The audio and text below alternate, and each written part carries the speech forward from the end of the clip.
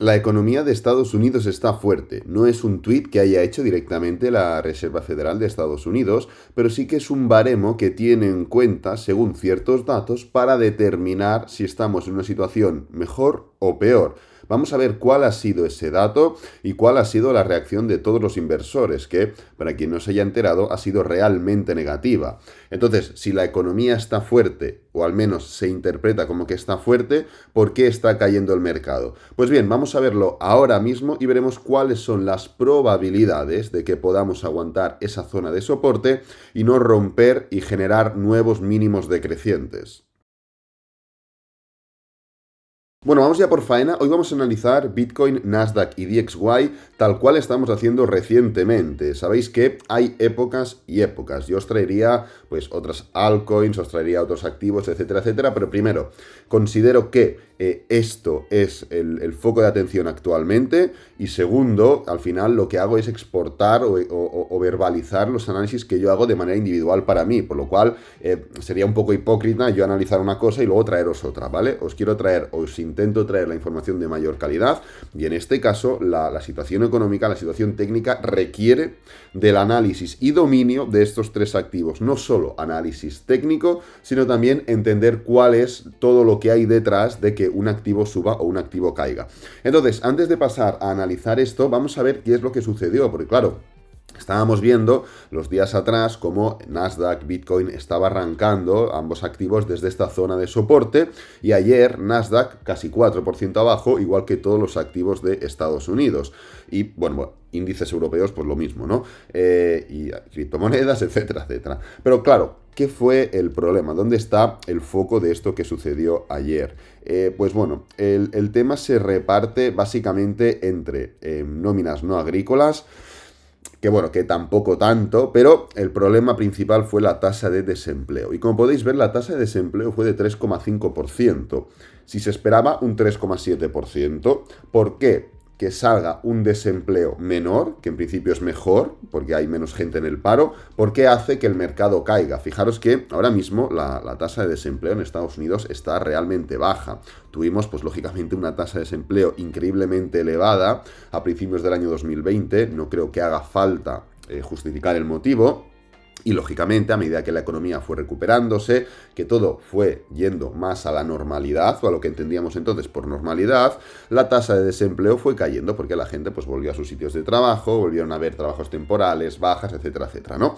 Entonces, claro, ¿por qué? Es donde tenemos que ir, porque si hay menos desempleo, lo cual representa que es algo positivo, el mercado cae. Pues al final el tema está en un tema principal y ahora os voy a enseñar una tabla, pero primero os quiero hacer una pequeña explicación para que no os distraiga la tabla, y es que si la economía está más fuerte de lo que puede parecer, y el desempleo es un indicador que marca la fortaleza de la economía, con menos desempleo, más fuerte está la economía, pues más manga ancha tiene la Fed para seguir subiendo los tipos de interés, lo cual repercute negativamente en la economía.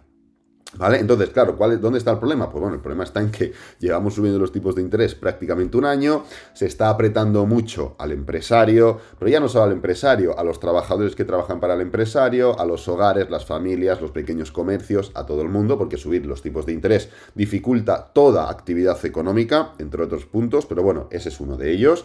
Y pues ver que la economía representa que está fuerte, lo que no te dice la FED es que hay otras muchas métricas para medir la fortaleza de la economía y que la economía realmente no está tan fuerte. Ellos ya lo saben, pero no lo quieren hacer ver de esta manera para poder seguir subiendo los tipos de interés y provocar una recesión, que es lo que considero que quieren hacer, ¿no? Entonces, ¿el problema dónde está? El problema está, pues, en básicamente esto, que economía, o sea, qué tipos, perdonad, que tasa de desempleo baja implica economía bien, por lo cual implica que la Fed, si sigue subiendo los tipos de interés, o así lo interpretan ellos, tienen más manga ancha porque no van a perjudicar o a deteriorar tanto la economía porque representa que está fuerte. Yo creo que me he explicado, ¿no? Entonces, fijaros en esta tabla donde podéis ver una comparativa. Esto ya lo hemos analizado en otros vídeos, ¿vale? Pero lo traigo aquí porque seguro que alguien no lo ha visto, etcétera, etcétera, y porque viene al cuento. Podéis ver aquí claramente cómo de color azul tenemos representado el desempleo. ¿Vale? Actualmente el desempleo lo tenemos por aquí al 3,4, 3,5 fue el dato, ¿vale? El último dato es 3,5 y aquí lo tenéis, septiembre de este año 3,5. ¿Qué es lo que sucede? Podéis ver cómo hay muchos momentos en los que el desempleo sube con fuerza y a la que el desempleo sube con fuerza podéis ver que hay franjas de color gris. ¿Qué indican esas franjas? Indican periodos recesionarios. Entonces, la Reserva Federal dice, vale, el desempleo está bajo, no hay, lo cual representa que es opuesto de recesión, porque cada vez que ha subido el desempleo, sale la recesión. Pues bien, si el desempleo está bajo, es opuesto de recesión, economía fuerte, puedo seguir subiendo tipos de interés, no me preocupo por deteriorar la economía, ¿vale? Entonces, esto lógicamente el inversor lo detecta como algo negativo, porque que se siga deteriorando la economía, punto número 1, dificulta las subidas en bolsa, por ejemplo, entre muchos otros factores, pero punto número 1, dificulta las subidas en bolsa, y punto número 2, implica que puede acabar provocando esa recesión, que es lo que el inversor no quiere, y eso pues sería la típica rueda que se va pues volviendo todo peor, ¿vale? Entonces este es el motivo prácticamente único, diría yo, por el cual ayer vimos caídas importantes. Vamos a tocar dos puntos muy rápidos y ya pasamos al análisis porque creo que son dos puntos interesantes. Aquí podéis ver cómo Visa se ha asociado con FTX para ofrecer tarjetas de débito para poder pagar con criptomonedas en 40 países. Y esto tiene que ver con América Latina, Asia y Europa, lo cual es una auténtica barbaridad que hayan. Realmente es una noticia realmente importante, ¿vale? El mercado no la va y bueno, hemos visto, y ahora si queréis vemos la reacción de FTT, el cual es el token de FTX, igual que BNB es el token de Binance, etcétera, etcétera, ¿no? El mercado no la ha premiado como debería, pero esto realmente es una noticia increíble, o sea, es un punto de inflexión prácticamente y un paso adelante gigantesco de FTX, que ya es un exchange número uno en Estados Unidos y está ahora en Europa, pues bueno, intentando hacerse nombre, ¿no? Entonces, esto por aquí. Y finalmente podéis ver cómo el administrador de Mt. Gox ha fijado el 10 de enero como fecha límite para la selección de reembolsos. No tiene mucho más misterio, pero podemos leer este párrafo de aquí, que es el subrayado, y es donde pues al final está toda la noticia, ¿no? Y es que los acreedores tienen hasta el 10 de enero para seleccionar un método de reembolso y registrar la información del beneficiario en un sistema en línea de presentación de reclamaciones, ¿vale? A fin, lógicamente, de ser pagados a través de remesas bancarias, proveedores de servicios de transferencias de fondos o un exchange de criptomonedas, ¿vale? Entonces, pues bueno, se van liberando todo, en ese sentido, todos los tokens, todos los bitcoins de Mt. Gox, que, pues bueno, ya se descontó que no iba a tener un impacto en el mercado, por lo cual no va por ahí la noticia, sino que va, pues bueno, para darle un seguimiento a cómo está el tema, ¿no? Entonces, vamos al grano, fijaros, Market View. Ayer, índices europeos, todos casi 1,5% abajo. Eurostoxx, que es el principal índice europeo, representa toda Europa prácticamente, podríamos decir, 1,83% abajo. Si nos vamos a índices americanos, podéis ver claramente como todos prácticamente 3% abajo o más. Nasdaq encabeza con 3,58. Nasdaq contiene más empresas tecnológicas. Es normal que se afecte, que se vea más afectado en este sentido, ¿no? Si seguimos bajando, en general, en el mundo, tenemos China, tenemos Hong Kong, tenemos Japón, tenemos prácticamente todos los índices, o muchos de los índices que representan la situación global, ¿no? Y como podéis ver, todos más de 1% abajo, Hong Kong encabeza con 1,92. Entonces todo esto fue causado, entre otras cosas, pues bueno, por lo que hemos comentado, ¿no?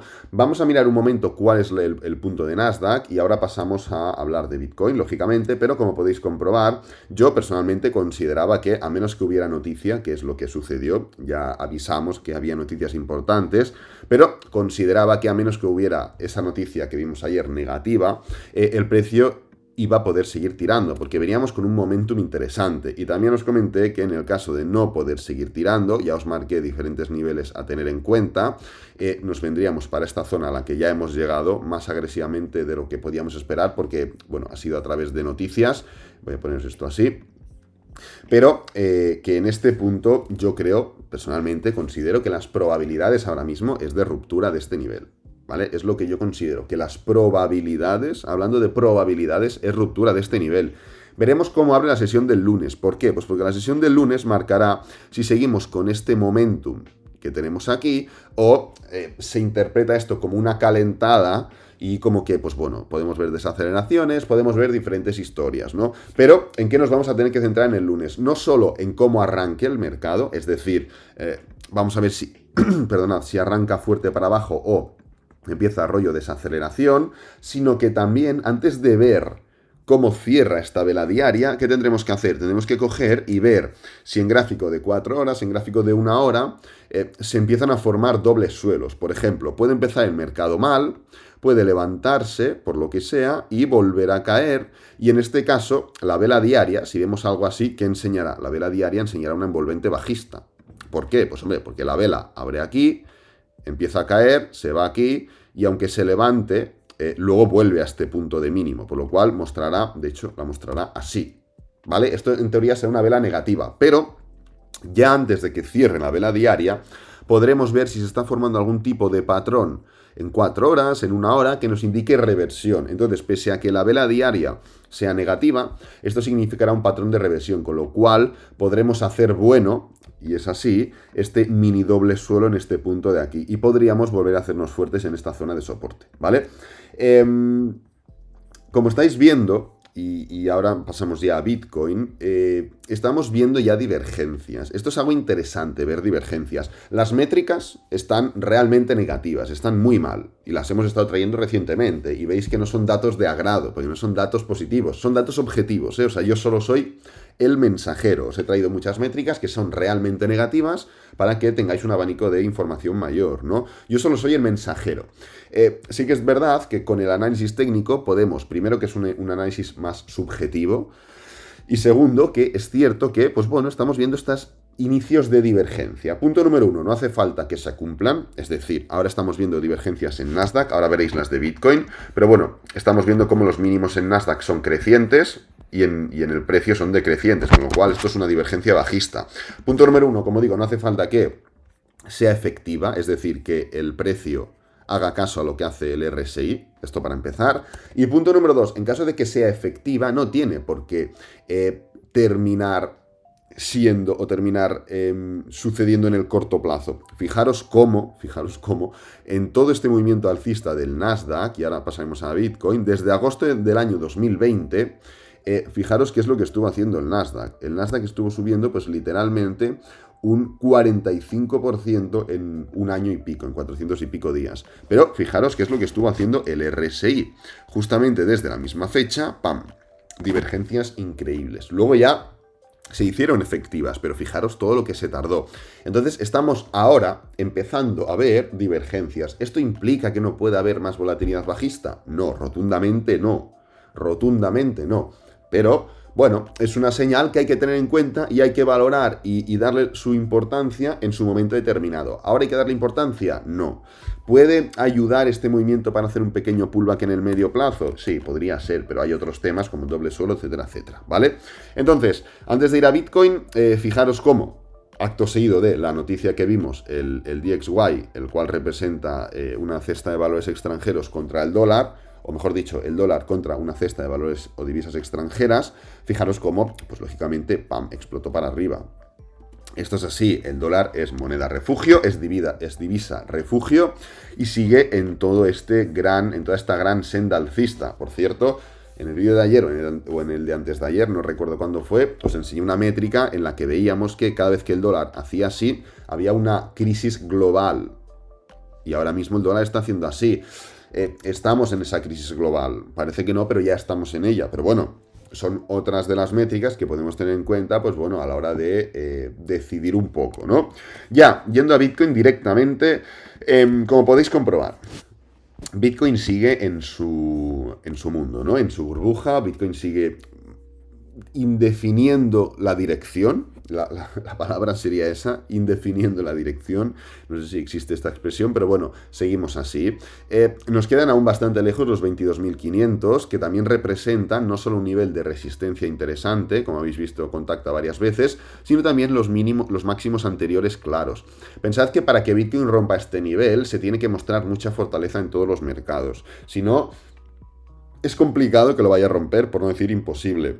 Esto representa alteraciones, esto representa, yo ya sabéis cuál es la visión más genérica que tengo, pero en este caso, si esto lo interpretas como un rango, pese a que sigue siendo un rango y la verdad que estar aquí pues no es que sea lo mismo, porque a efectos de precio no es lo mismo, pero a efectos al final de lectura es un rango. Entonces es lo mismo estar en la parte de abajo que en la de arriba, a menos que estés fuera del rango, que entonces es cuando cambia algo, ¿no? Pero sí que es cierto que siempre romper máximos y mínimos, crecientes o decrecientes, implica alteraciones, ¿no? Igual hay gente que no cambia de opinión, pero habrá mucha gente que cambie de opinión.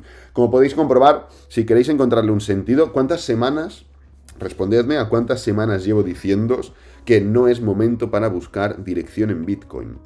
Semanas y semanas y semanas. Llevo muchas semanas diciéndolo. Y fijaros que es cierto, no es momento para buscar qué dirección le quieres encontrar a esto. Y esto es un problema muy habitual de muchas personas que empiezan a enfocarse en este mundo, y es que intentan buscarle dirección a todo constantemente. Y esto es un error. No siempre se puede analizar, no siempre puedes saber qué le pasa a tu amigo o a tu amiga o a tu novio o a tu novia.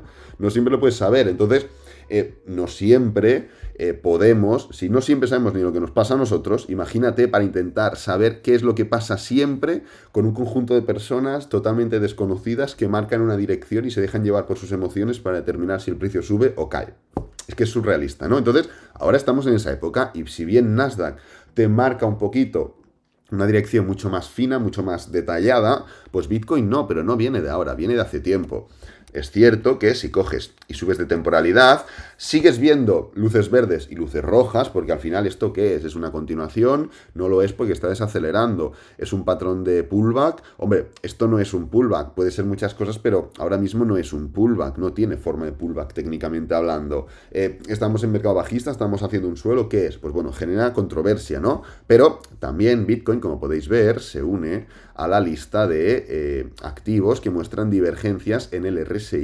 Pero es que es normal, llevamos ya mucho tiempo cayendo, llevamos mucho precio, y es normal que se empiecen a generar este tipo de divergencias, ¿ok? Entonces, el mérito sería no generar la divergencia. Esto sería el mérito. Generarla no es mérito. Generarla sería, o sea, el mérito sería no generarla, ¿vale?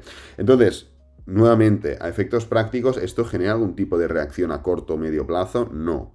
No lo tenemos que tomar así, pero sí que es cierto que es un principio de que puede durar meses, incluso meses refiriéndome a 15 meses sin problema. Podemos estar 15 meses esperando un giro, pues sí que podemos estarlos, y luego si lo quieres unir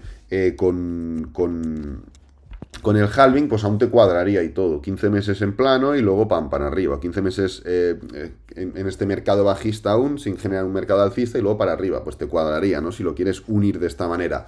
Pero bueno, que la situación es esta, que la situación no está siendo cómoda, y como habéis visto, hemos vuelto a tener otra noticia bastante negativa. Este vídeo lo voy a dejar por aquí, espero que te haya gustado, que te haya servido, que es lo importante. Si es así, dale me gusta, suscríbete, compártelo con amigos, con la familia, y nos vemos en el próximo vídeo. Adiós.